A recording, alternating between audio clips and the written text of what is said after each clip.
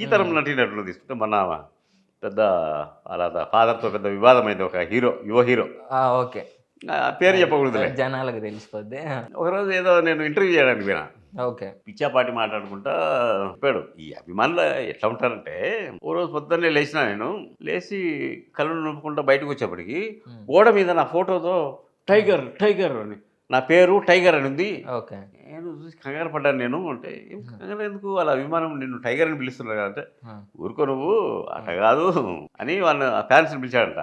అరే ఎవరు రాయేసింది ఈ పోస్టర్? అభిమానులు సార్, మేమే సార్ అంటే వచ్చారు. పిచ్చి ముండ అడుగులారా, అదేటా సార్ రా మేము, నేను మనిషిని, నేను జంతు జాతి కాదు నాది, మనిషి జాతి అంటే అందరూ టైగర్ అనే సింహం అట్లా పెట్టుకుంటారు కదా అంటే, వాళ్ళు పెట్టుకుంటారు కానీ నేను మాత్రం ఒరిజినల్ మ్యాన్ రా నేను అని ఒక ఎగ్జాంపుల్ చెప్పాడు. అది టైగర్కు వృషణాలు అవును వెనకుంటాయి, నాకు ముందు ఉన్నాయిరా, ముందు తీసేయండి అన్నాడట. తోపు మస్తు చెప్పిండు.